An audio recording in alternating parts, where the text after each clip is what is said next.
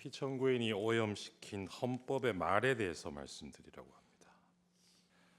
말은 같은 말을 사용하는 언어 공동체의 구성원들이 서로 소통하는 수단이자 생각을 담는 그릇이라고 합니다. 따라서 누군가가 사용하는 말이 그 말하고자 하는 대상을 제대로 담아내지 못하고 엉뚱한 의미로, 심지어 정반대의 의미로 쓰인다면 더 이상 소통은 불가능할 것입니다. 만일 그 누군가가 권력자라면 개인과 개인 사이의 소통 단절에 그치는 것이 아니라 언어 공동체 전체가 큰 혼란을 겪게 될 것입니다. 피청구인은 자신이 당선된 지난 대선 시기에 자주 헌법을 이야기했습니다. 자신의 검찰총장 이력을 내세우면서 상식과 공정을 역설하기도 했습니다. 이어진 취임사에서 피청구인은 민주주의 위기의 원인으로 반지성주의를 지목하면서 그 극복 수단으로 합리주의와 지성주의를 말하기도 했습니다. 미국 순방 중에 피청구인이 사용한 비속어가 논란이 된 적이 있습니다. 이후 대통령실은 그 논란을 집중 제기했던 특정 언론사 기자의 전용기 탑승을 배제하는 조치를 하였습니다. 이에 대해서 피청구인은 대통령의 헌법 수호 책임의 일환이라면서 부득이한 조치라고 했습니다. 헌법이 보장하는 언론의 자유를 탄압하면서 헌법 수호를 내세운 것입니다. 2022년 10월경에는 적대적 반국가 세력과는 협치가 불가능하다고 했습니다. 협치의 대상인 야당을 적대적 반국가 세력이라고 규정한 것입니다. 2023년 광복절 경축사에서도 우리 사회를 자유민주주의와 공산전체주의로 갈라진 분열적 상태로 규정하면서 사실상 진보적 시민사회와 야권을 싸잡아 반국가 세력, 공산전체주의 세력이라고 낙인 찍었습니다. 2024년 4월 총선에서 국민들은 피청구인의 독단적인 국정 운영에 대해 냉엄한 심판을 하였습니다. 그러나 그러한 총선 결과를 받아들고도 오히려 선거 결과를 부정선거의 탓으로 돌리려는 망상을 키워온 것으로 보입니다. 12.3 그날 대국민 담화를 필두로 피청구인은 일련의 어지러운 말들을 쏟아냈습니다. 그날 밤 담화문에서 피청구인은 야당의 입법 독재가 헌정 질서를 짓밟고 있다고 했고 내란을 획책하는 명백한 반국가 행위라고 규정했습니다. 그러면서 폐악질을 일삼은 만국의 원흉, 파렴치한 종북 반국가 세력들을 일거에 척결하고 자유헌정 질서를 지키기 위해 비상계엄을 선포한다고 했습니다. 피청구인이 말하는 자유헌정 질서, 즉 자유민주적 기본 질서의 핵심 요소는 복수정당제 하에서 야당으로 대표되는 정치적 반대파를 존중하고 보호하는 것입니다. 피청구인은 대국민 담화에서 존중과 보호의 대상인 이들을 척결하겠다고 했습니다.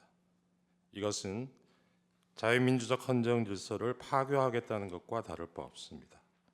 포고령에는 피청구인을 비판해온 모든 세력들이 망라되어 있고 이들을 영장 없이 체포할 수 있다고 되어 있습니다.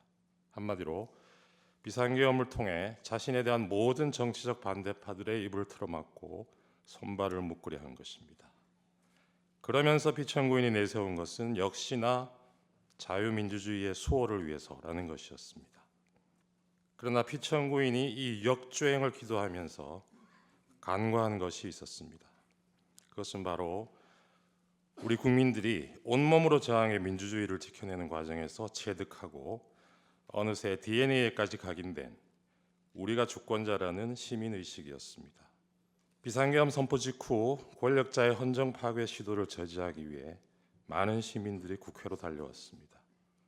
그 모습은 대한민국의 주권은 국민에게 있고 모든 권력은 국민으로부터 나온다는 헌법 제1조가 현실에서 작동하는 것을 확인시켜주는 감동적인 장면이었습니다. 이날 우리는 살아 숨쉬는 헌법의 실체를 온몸으로 느끼는 실로 역사적인 체험을 한 것입니다. 피청구인은 자유민주주의를 무너뜨리는 언동을 하면서 자유민주주의의 수호를 말했습니다. 헌법을 파괴하는 순간에도 헌법 수호를 말했습니다.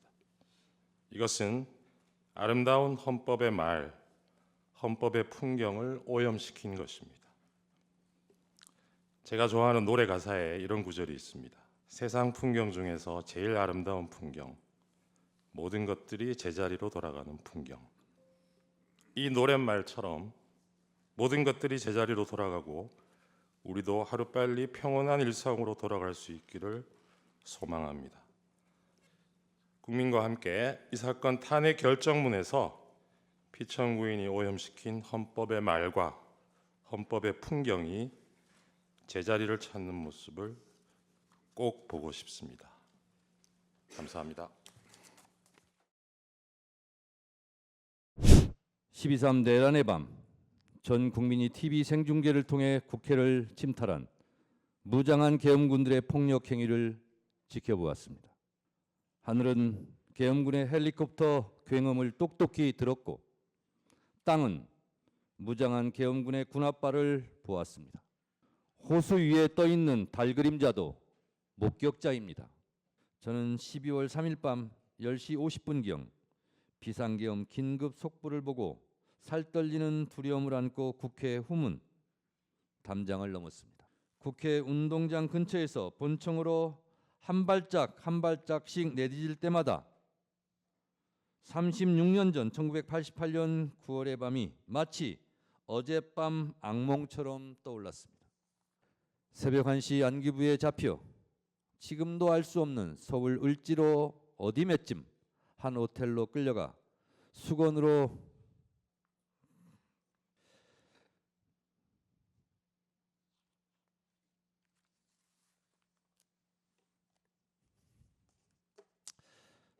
눈을 가린 채 속옷 차림으로 4시간 동안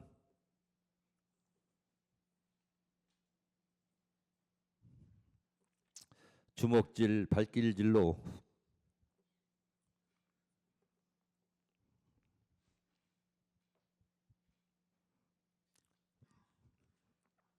고문 폭행을 당했습니다. 언론에 보도된 노상원 수첩대로 시행되었다면 수많은 사람들이 죽음을 피하지 못했을 것입니다. 민주주의 적은 민주주의로 물리치고 헌법의 적은 헌법으로 물리쳐야 합니다. 필연은 우연의 옷을 입고 나타난다고 했습니다. 비상계엄이 몽상가의 우연한 돌출 행동이었다면 내란 극복은 국민들이 이뤄낸 필연입니다. 민주주의와 헌법 수호를 위하여 피청구인 윤석열을 하루라도 빨리 신속하게 만장일치로 파면해 주시기 바랍니다.